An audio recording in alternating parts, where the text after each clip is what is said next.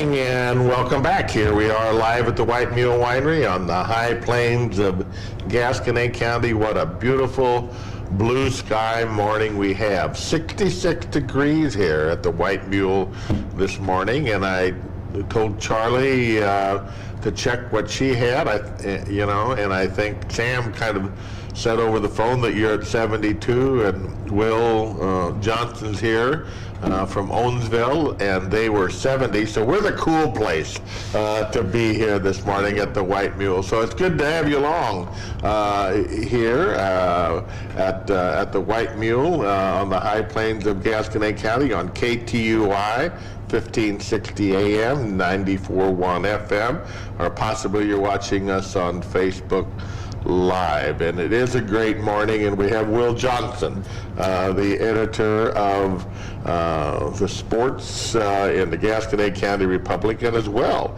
as the Marys County Advocate, also editor of that. The Gasconade County Republican has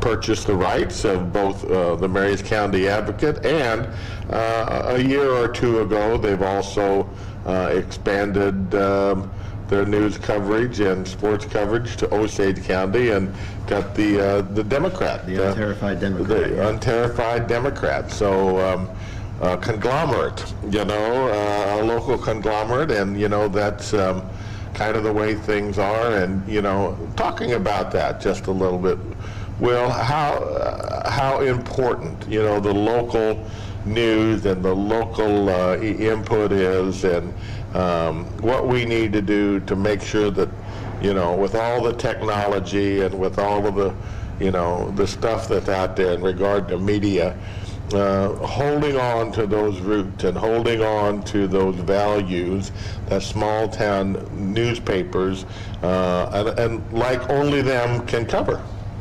Just gotta cover what the people.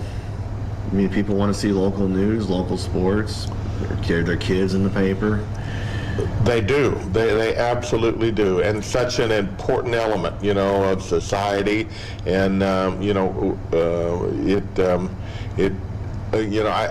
thought at one time that those elements may change, and they are changing to some degree, but people, I think, will always purchase, the hard copy papers, and even though you have online presence across the board, but there's still local advertising, and it's still talking about those issues that are important to us. But there's just something more relaxing to me spreading the paper out and reading it, other than all the online stuff. Oh, definitely. And it's it's a good way to spend an hour or two to do that. So we were talking a little bit before airtime. How long, Will, that you've been here? And you said, well, Charlie, I covered all of your kids, in sports and in high school, but you said you've been here 15 years. 15 years this December. 15 years this December, and you've raised your family here. How old and your kid? They're into sports also, and your wife. So tell me a little bit about your kids and family. My wife, Melissa, formerly Breaknow Johnson, she played softball in Sullivan growing up, and ironically enough, Sullivan's going to be down in Owensville for softball today, which Bobby D and Mike Bittner will be calling later on. But she's a local girl also, and you come from North Missouri. I come from Canton, Missouri. Yes, home to Culver Stockton College. So that was a little bit of a transfer, a transition for you, but you blended in well here in the German community. I mean, there's other ethnic groups here also, but for the most part, German community. So it's a good place to be, isn't it? Yeah, and we had two former area players playing girls basketball at Culver Stockton. Katie Davis, and from here, and then most recently Lacey Clark from Bell. Really? Yeah, and they both scored over 1,000 points in their careers. Wow, that's You know, and we're talking about that. And when I grew up, there really wasn't. It just started. You know, girls basketball, and now you got girls scoring 1,000 points over, or more than that, over their career. So sports has changed a tremendous amount. You know, in the last the last 30 years or so. And I remember when football started, of course, at Owensville, and I didn't think it was all that long ago. It's getting to be a fair amount of time, because I think in 1969 or 70 maybe. It was 69. 69 was the first year that Owensville had a football team. And some of my Karen's brothers played on that team, and I wasn't too far after that. 73 was the first year that I played, and enjoyed that immensely. And they actually started playing where Memorial Field is. That's now right. in the park. They put bleachers across there, and I think they had to expand the field just a little bit. I know on the kicking extra points, they went down the hill to where the cattle barn was. I recall that, because there wasn't a whole lot there, but it was a big effort. You know what I'm saying, to get that field ready and to do what they did. But it's been good for our Owensville community. It's been good for a lot of kids that have played that. But right now there's a multitude of different sports going on. You got football happening, and you mentioned cross country. We got cross country going on. We got girls softball and volleyball. How are we looking? Well, football, we're off to a 2-0 start, and they go down Highway 19 to Cuba tomorrow night. So we got a 2-0 start. We played Eldon last week, and scored some points against them. And our first game was Potosi. Against Potosi, and we brought our A team. Yeah, offense. The defense bent but didn't break, but the offense came to the rescue past 2 weeks. And you got some outstanding participants in the on the field there in regard to offense. You've got a quarterback, Decker boy, correct? Yeah, Brandon Decker. His older brother is actually a redshirt sophomore at Missouri State. Walked onto their team. Really? Mm-hmm. What did he play? Football. I know, but what? Linebacker. Linebacker. Okay. Yeah, he actually spent a year at Westminster and then walked on to Missouri State. That's awesome. That's, of course, the Decker family at Owensville. Bo, I went to school with Bo, and he was, a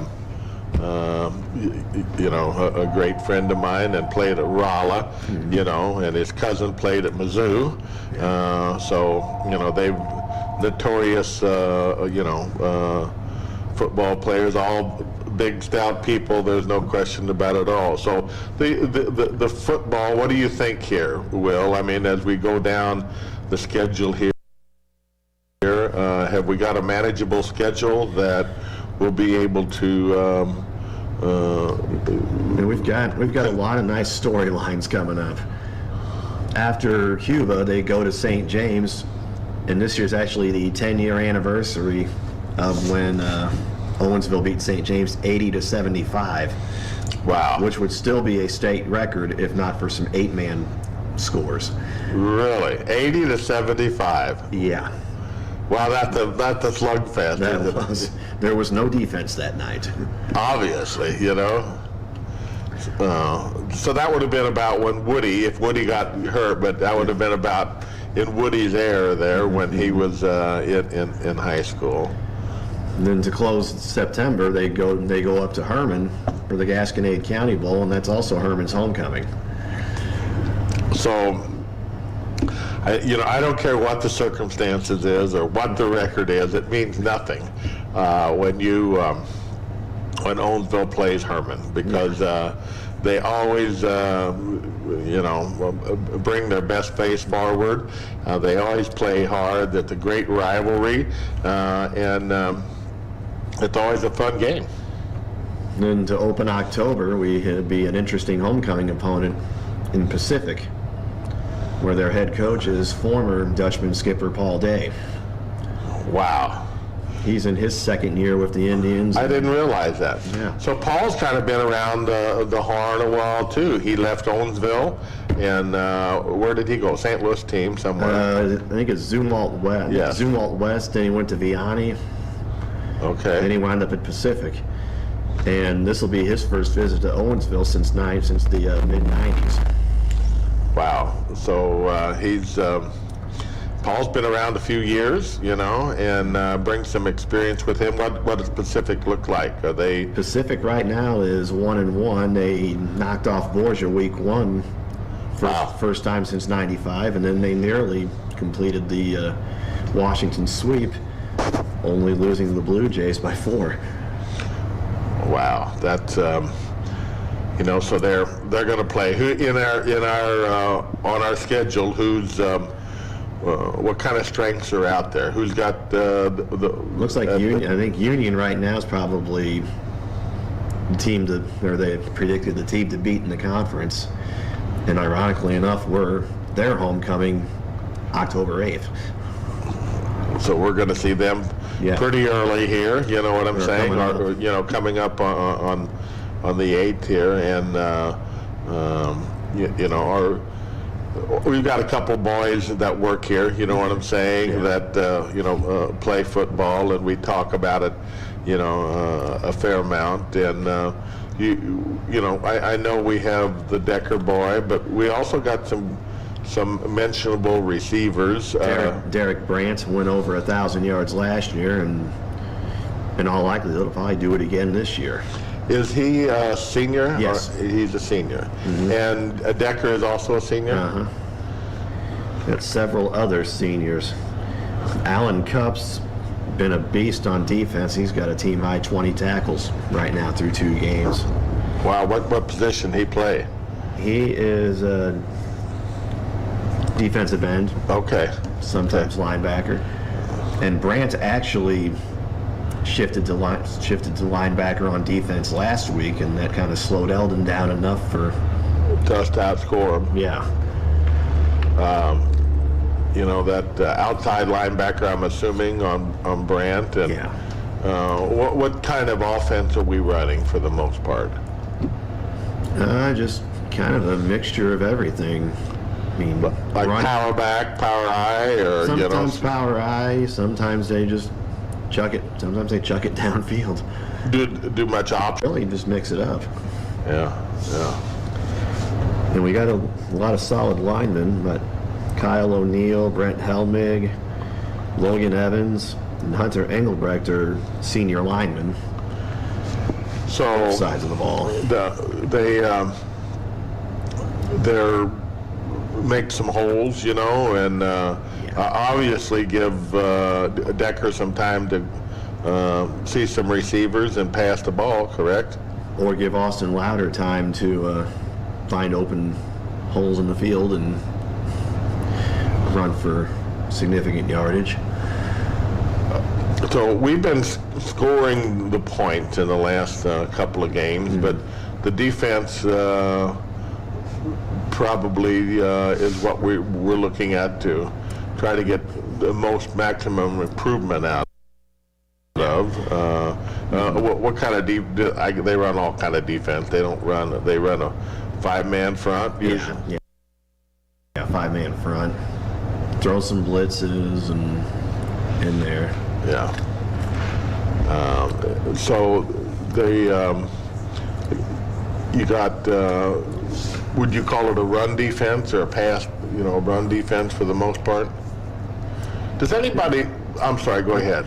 Yeah, it's kind of a run pass. They pick up what they see the other team running.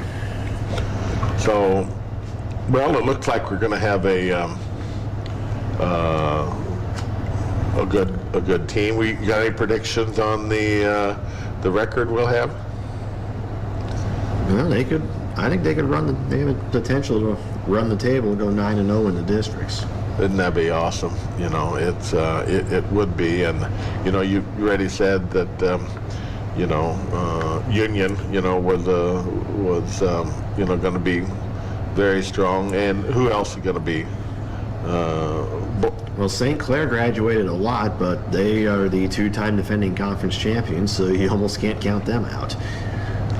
And with Paul Day being there, you can't really count Pacific down and out either, because he knows Owensville, and he's going to want to come back and going to do all he can to have his boys ready to play against Owensville I'm too. sure that's going to be a crowded homecoming, because I would imagine several, if not a bunch of his former players will come back and see him play. Yeah, I would think he was well thought of, a well-respected coach here, and the kids all liked him, and the parents liked him, and he's did well. There's no question about it at all. So, and hopefully later in October we get to play Sullivan this year, as long as COVID doesn't interfere. That's what happened last year. Well, let's hope not, and I guess we'll have a test or two in the next week or two ahead, you know what I'm saying, to kind of see how, things are there, and going into it, I guess one of the things about COVID is that we've got a year of experience with it, we've got a protocol that last year, for the most part, worked reasonably well, and the Delta variant, though, is is a different element to some degree, because we don't really have, or I really haven't seen the science that really proves or disproves just how strong this virus is, and how catching it is. It must be a lot different than the original one, and because we masking up all the time at school. I think it's optional. Okay. I think it's optional.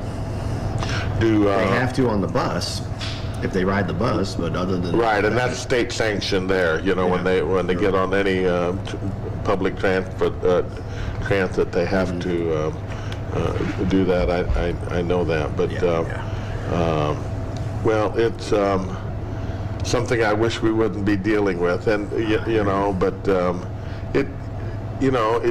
it looks like kids are vulnerable, what I'm saying, to this new Delta, and just the headlines I see is that it's something to be really aware of, and really be cautious on how you go forth with it. Are they giving shots at this juncture at school, or not at school, but are kids getting vaccinated?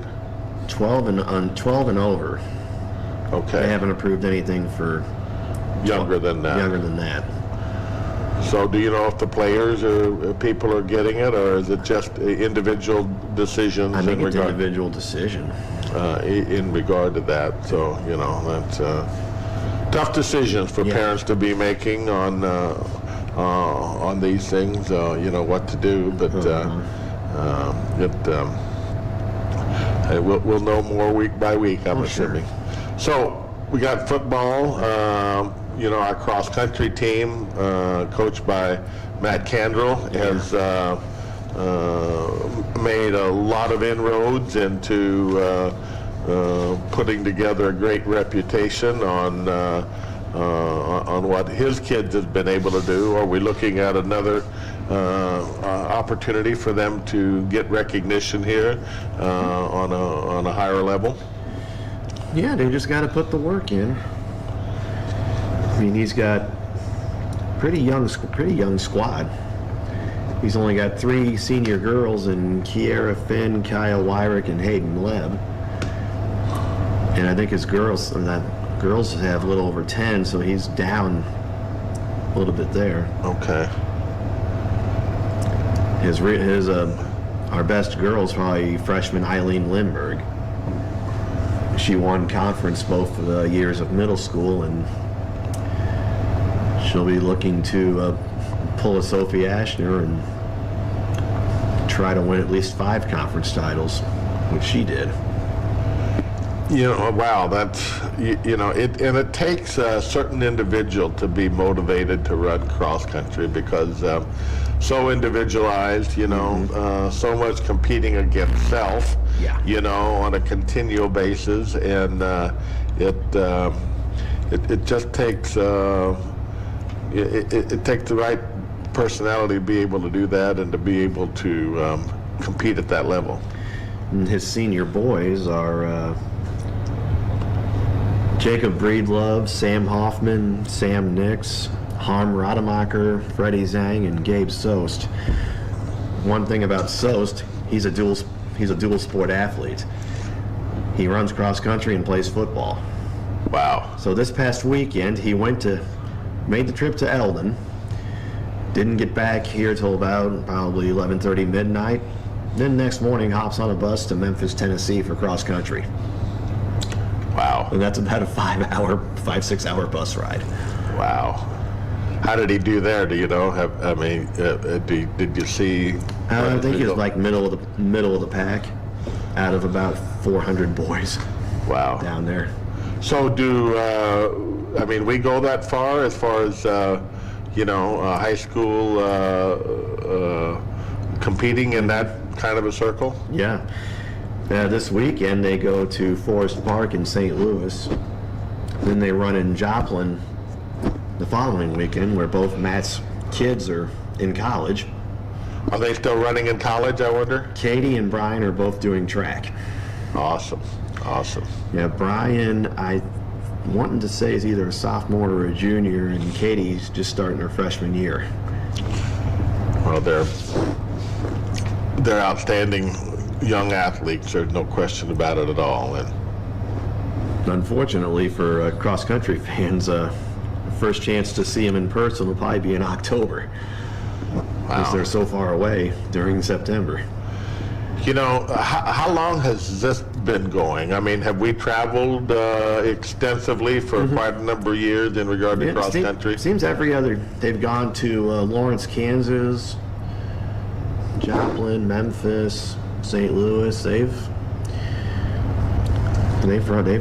put on some miles, bus riding and running. Well, it's good because when you do those things, you're going to see competition, at levels you probably won't around here to some degree, but it all, that individual pushing motivation, it all sets that bar pretty high. At the end of the month, they actually get to run where state's going to be, in Columbia at Gans Creek. Wow, that's interesting. It's a lot of work. There's no question about it at all. So, and then we have girls softball. Softball. Oh, is that going on right now, or is it coming? Softball's going on right now. Yeah, they actually they host Sullivan later today at OHS Field on campus, which now has lights. It's a nice field, isn't it? Mm-hmm. It's impressive when you drive by, and there's a lot of attention to details. And I haven't watched the game yet, but Karen has, and said it's absolutely delightful to sit out there, and it's spectacular maintenance field, and it's well laid out. Really a good atmosphere. Less apt for rainouts with a turf infield. That's I know that during the construction of that, there was some discussion going on the drainage and how all of that was going to work, but apparently they've got that all perfected. Yeah, and they've got 4 seniors. Pitcher Addison Wright, a couple of outfielders, Paige Lloyd and Leah Reed, and then shortstop Anna Finley. So she's played basketball also. And Finley's actually committed to S&T for basketball. I've heard that. So that's she's quite an athlete, and I didn't realize that she played softball also. What position again? She's shortstop. Shortstop. Well, her quickness, and she's just very competitive. There's no question. Enjoys obviously enjoys sports and playing, and very good at it. Yeah, and Addison's not the only right on the softball field. Her younger sister, Bryn, Oh, really? freshman, she's dual sporting softball and volleyball. Wow. And there's already been a couple games where Bryn has been catching Addie. Wow. That's got to be a first of some kind. well, but you think about that total relationship between catcher and pitcher that's been developed over a long period of time, because that happened in the backyard for many years, so they know each other, and they can be very supportive, and are very supportive of each other, I'm sure, and that's a good element when you go to the field. And right now, the Dutch girls are 3-3. Addison's among the St. Louis area leaders in strikeouts. Wow. How much, I'm novice at this, but, different pitches, does the catcher, in this situation, call the game also in regard to the pitches and those things, or isn't it that developed? Sometimes they do, and sometimes coaches call out numbers, or they give signals, and they relay them to the catcher, and they go from there. Oh, they're involved in a strategy. There's no question about it. But is there different pitches in softball? I don't even know. There's your fastball, rise ball, drop ball. Okay. So, yeah, I'm very novice at that. There's no question about it at all. What would be a batting average for girls softball? I've seen girls bat as high as 600. Wow. That's interesting, because that it's a different game, but it's a slower game, but still that's quite a batting average. Yeah, and now with the lights, they're not going to be racing the sunshine to try to get JV games in as you get later in the fall. Have you been on the field at night when it's lit up totally yet? Not yet. Yeah, hopefully tonight. Yeah. So is it both JV and varsity playing tonight? I would say yes, especially with Sullivan, because one, they're the defending Class 3 state champions, and two, Ashley Crump usually has a lot of girls out. Well, that'll be going to be an enjoyable night tonight, the weather-wise. So hopefully there's a crowd come out and enjoy the game. And that's actually not the only thing going on campus. Volleyball is hosting Rolla tonight, about the same time. So, girls volleyball, how many games have they had thus far? They've only had 3. They've had 4 matches so far. Okay. And no, actually, I take that back. Only 3. They beat Lynn, lost to Capital City, and then beat Bell the other night. Okay. And they're actually coming off their first district title in 41 years. Wow. Going back to 1979, and I think your better half was on that team. I think you mentioned that, and I think, I don't think she has a trophy on the bedpost no more. That was the right era for her, and she still enjoys watching volleyball.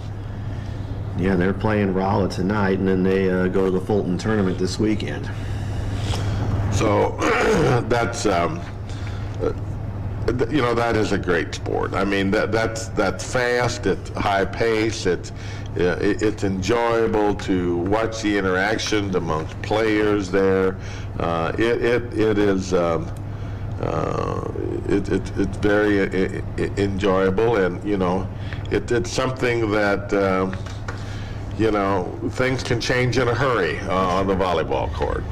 And they've got 5 seniors that were juniors last year on that district championship team, and Kiera Hendricks, Kyla Hendricks, Caden Wood, Anna Heidbrink, and Olivia Vandergriff. So the twins, right? You know, one of those was Gasconade County Fair Queen, right? Yeah, Kyla. And one was first runner-up. Second runner-up. Yeah. So adorable. I interviewed those, you know, at the fair, and absolutely adorable girls, and you know, just a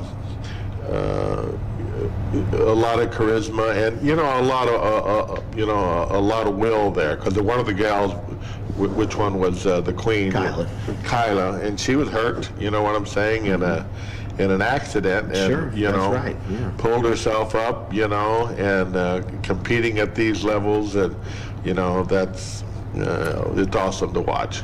Yeah, she actually recovered quick enough to be able to compete at the conference track meet that spring. Well, that, you know, that takes an awful lot of desire, and that's you know, she's representing Gasconade County well in regard to her Fair Queen title, and she did at the fair and will continue to, and that'll be something that, you know, she can not only put in her scrapbook, but it will give her notoriety for whatever area that, you know, she pursues. So, what position do those twins play? Kyla's a setter, and Kiera's a hitter, outside hitter. Okay. Stays on the front. She stays mostly on the front row. Okay. So it's there's a lot of spiking, and you know, plays the net. Yeah, and for volleyball, football, and softball, their districts, they actually have some different opponents that they haven't seen in forever, or ever for that matter. Football, they had to football lost to Cardinal Ritter in the first round. They won't see them this time around. Oh, really? No, they got moved into a different district. Okay. Owensville's district they have Priory, Salem, St. Clair, St. James, Sullivan, and Westminster Christian Academy. Never played there before, have we? Westminster. Westminster or Priory, no. And Westminster was actually Class 5 last year, but made a big drop. Dropped 2 classes. That's amazing drop, isn't it? Now, where are they located? They're in St. Louis. Okay. Okay. So is Priory. Right. Okay. So how does that go about? Well, I mean, how are these districts set? Is it through MISHA? Yeah, it's through MISHA. They go off enrollment numbers. They used to count all 4 classes: freshman, sophomore, junior, senior. Now they don't count They don't count seniors. They just count freshmen through junior. And yeah, they wound up Class 3. Sullivan actually dropped down from Class 4 back to Class 3 with us. So they must have had enough of a drop in numbers to fall back. Well, with us. it's kind of obvious to some degree, you know. I mean, people aren't having as many kids, and you know, our society is much more transient too. You know, I mean, people move to jobs and those particular things. I know Owensville, and you know, most of our area, I'm assuming, has dropped somewhat, you know, in regard to, I'm not sure about Washington or some of those, but I know that our district has dropped some students, and most around us have, you know. Volleyball's district, they get to defend their title against some different teams. They've got Blair Oaks, Cuba, Fatima, and Southern Boone. So they're I mean, they're tough schools. You know, if you look at Southern Boone and Fatima, you know, and Blair Oaks, that they're always in the hunt. You know, I'm not. You know, they're schools that put a lot of priority on sports, and Blair you know, Oaks is the one. got the elements to do so. You know. And Blair Oaks will host that district in their newly constructed gym. Oh, they got a new gym? They have a new high school gym, yeah. Right there on campus, I'm assuming. Yeah. Okay, I haven't been through there in a while, you know. Yeah, and the teams that Owensville beat last year in districts got bumped up a class. St. Clair and Sullivan got bumped to Class 4. So I guess the enrollment numbers differ, or they vary from sport to sport. Oh, do they really? Uh-huh. So if you're Class 4 and 1, you may not be in the other? Mm-hmm. Well, I guess Misha set them also, and I guess what's the... I guess because the number of players on the team, you know, I guess, you know, football, you need to dress out X, Y, Z, and, you know, you got to have more numbers than you would for basketball, you know. Mm-hmm. Is cross country and those things, are they also regulated in regard to class size? Yeah, they are actually making a change this year. Well, always they've had eight districts to a class. The top 2 teams and the top 15 individuals qualify for state. But this year they are reducing the number of districts to 4. And then with 5 classes, then the top 4 teams and top 30 individuals qualify for state. And those will be released tomorrow on Misha's website. That things keep changing, don't they? They do. Things keep changing. Well, Misha has had its work cut out for us this last year also. I mean, everybody has in the school, and the teachers and the coaches. You know, I talk with Coach O, as you know, my niece's husband. He comes and does radio, but you know, he was sitting here one day doing radio, and you know, he had 2 or 3 notifications, and you know, he got done and he just sat here and he said, well, games have been called off for tonight, you know what I'm saying, or whatever, because of COVID, and got to make some decisions here, and got to inform some people. So there's logistics is is a tough thing right now. No, I mean, it wasn't COVID, but a couple of years ago, Michigan got into a real pickle with state track. They got the small school meet in, but then right before the big schools, they had that tornado that hit Atkins Stadium. Oh, okay. Where state track was. Yep. So they had to scramble to find sites for classes 3, 4, and 5. I think class 3, which was Owensville, wound up at Walton Stadium in Columbia. How is Misha organized, or what is their are there boards there made up of coaches, or what the deal? They have a board of directors made up of administrators. Is there any local school input on those boards? I mean, are they appointed? Are they paid? Are they volunteer? Or I think they're voted on. Okay. I think Josh Hayner's on the board. Okay. From out of our district. And they have advisory committees for each sport. Okay. That coaches from throughout the state sit on to discuss rules and rule changes and whatnot.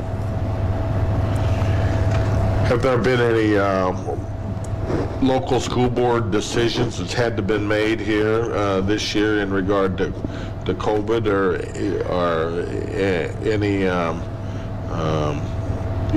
any schedules that they've had to make changes in regard to that? Well, middle school girls basketball, Herman had to go into quarantine here recently, and Owensville was supposed to open their season against them on September 20th, but they had to cancel that game, and it won't be made up. But other than that, I have not seen any other sports affected by COVID. Knock on wood. So, what's your anticipation? We got defending titles here. What do you think in regard to what the odds of, the girls being able to defend their, their title, and that's hard to do. Yeah, volleyball's got the girls to do it. Their season opener at Lynn, four juniors were out because of COVID, so she had to bring up some freshmen and sophomores to fill out a varsity team, and they actually played pretty well. So that experience will only. And who is the coach? Jamie Ridenauer. Okay. She was at Bell. She was in Bell and Bourbon first part of her career. I think this is either her third or fourth year here. Okay, so putting together a heck of a program. Yeah, she won district and conference titles in Bell in the early 2000s. So is the Herman girls still a force? They were an institution for many years there, and I don't remember their coach's name, but is she still there? She retired. I think Okay. Linda Lampkin finally retired. Yeah. But she was an institution, Yes. Yeah. So are they playing at the same level that they used to, or They're is still it, class they're 3. still okay? They're still. No, they're class 2 in volleyball. Okay. Herman is still. Okay. And some of those things make a difference also, Will. If you've got a culture like Herman did in regard to volleyball, then you got a coach, they go wheel deep, you know what I'm saying, and they mentor these kids, very, very young, and they get them prepared, and it's easier to do if you got that kind of a culture, to floor a great team every year. And speaking of institutions, I got to throw Mick Bird out there. He retired from Vienna after 41 years of softball, and they won a state title last fall. Wow. Well, you're covering that, but those are. Mary's County, Osage County, those work ethics are as good as they are here, and and they're, that's what the kids learn out there. That's what they play. They play, all summer long, and some great athletes come out of those particular areas, and the competition level amongst those are pretty great. Well, that they are. This weekend, Owensville is going to go to Vienna and play them. It should be a pretty good matchup. Yeah, that's good stuff. There's no question about it.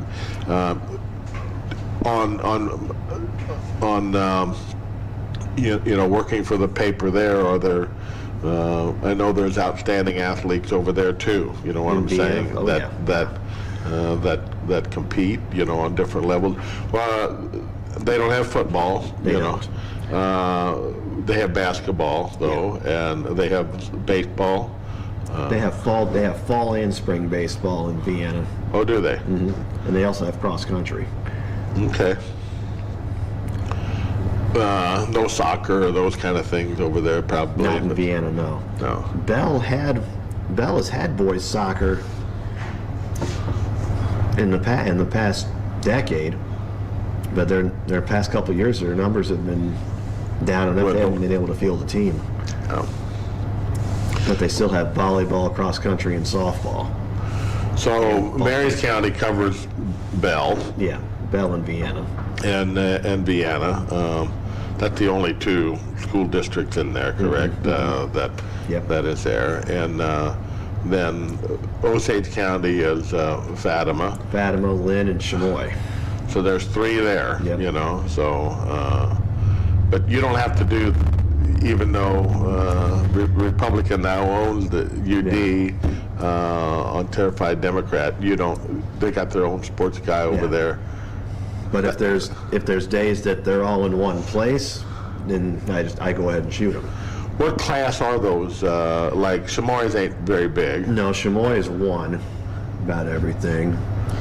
Fatima is 3 or 4, depending on the 2, 3, or 4, depending on the sport. Uh-huh. And Lynn is 2 or 3, depending on what sport.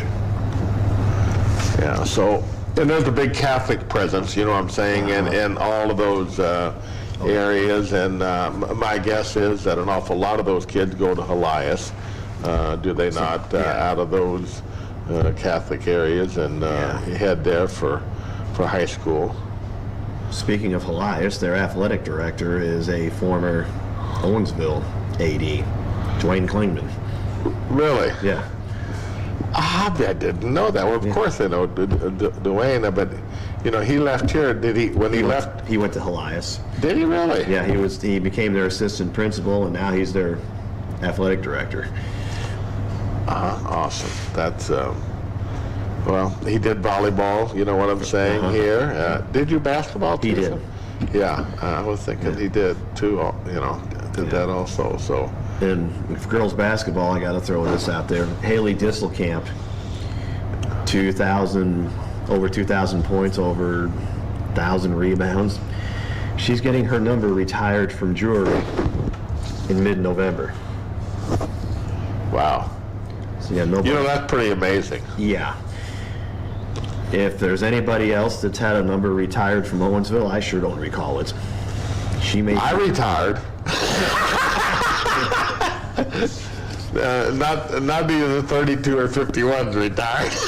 You know, but, you know, that's, I just wonder if anyone else is. No, I don't. I wouldn't know that. That's awesome. You know. So yeah, nobody will wear number 34 at Drury again. And that's awesome. There's no question about it. She'd been quite something to watch. You know, there's no doubt. Brought a lot of joy to a lot of people. And she's actually Very now accomplished. a graduate assistant for SLU, Wow. for SLU women's basketball. That's absolutely awesome.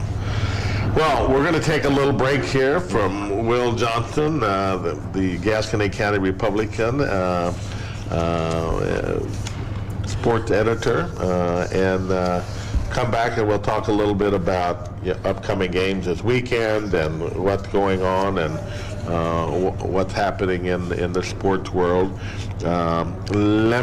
Gracie's not here, but Actually, she just walked in. oh well, she's gonna miss it anyway. So let me give you a little few other things that's going on here on KTUI 1560 AM, 94.1 FM, or Facebook Live. Some other things happening in our neck of the woods this weekend, besides probably a full activity of sports that we'll talk about. But our annual fall VFW barbecue is on Friday, tomorrow night at September the 10th. And you can either eat inside there or drive through, either one. You can call ahead for orders, and that's at the VFW Post 6133.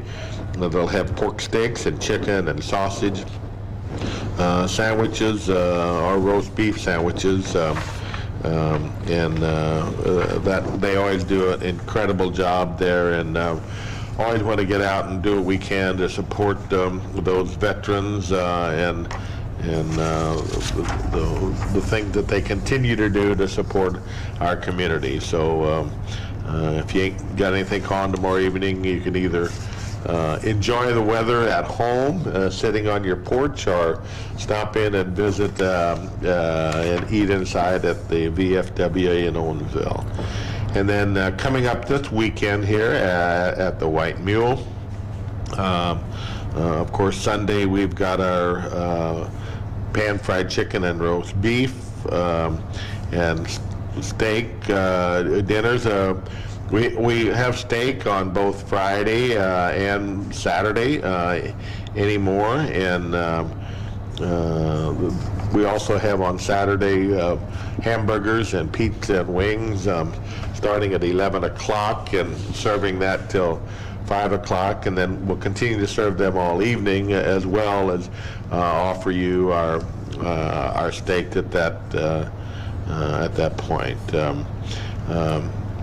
We also have beef available here, which is our own, and it's aged and raised right here and processed by our own processing at Lion. Quarters and halves are, if you want to call for just hamburger, or want some steaks or whatever cuts you want. We'll try to meet your needs here. And Friday night we'll have our full run of steaks and shrimp, of course, as we always do, and shish kebab, as well as chicken parmesan. So that coming up this weekend. I think we have some music tomorrow night. I don't see it on the on here, but Charlie, we got music tomorrow night? We're going to check on that, but whatever. So that's what's going on in our neck of the woods, and we got a few minutes left. What's going on this Friday night? Ben Hampton is going to be here tomorrow night. Ben Hampton's going to be here and playing tomorrow night. So, Well, as I mentioned earlier tonight, Dutch girls softball's hosting Sullivan, and if you can't make it to the game, it'll be on KTUI, I think 94.1 or 102.1, depending on the Cardinals. And volleyball's also hosting Rolla inside the high school, which will be a short walk across the parking lot. Right. Friday night, football's on their second of 4 road games in a row, south on Highway 19 at Cuba. Only a short drive away, you know. Then the varsity Dutch girls are in tournament action at Fulton Saturday. Then softball Saturdays in Vienna against Tuscumbia and the host Lady Eagles. Then Monday, Highway 28 softball bragging rights are on the line at Bell. Wow. It's a varsity-only game, and Cuba's JV football team will come to Owensville Monday night at 5:30 at Dutchman Field, and that's JV's first home game of the season. So, a big week in sports, and get out and support your kids. I mean, they appreciate it. You'll enjoy it, and such a beautiful weekend, coming up. It's going to be gorgeous sitting at, on the new field tonight and watching the lights. You could be one of the first ones to see softball underneath the lights at the new Owensville Dutchman Field. So, Will, it's good to have you. Thank you. Good to be here. Continue to keep us up to date on what's going on in the sports world, and good for you to be along with us this morning, and good Lord willing, we will see you next week. Have a blessed week, and enjoy the beautiful weather. Most of the time? Do you feel neglected or unloved? Do you feel you attract people who tend to be compulsive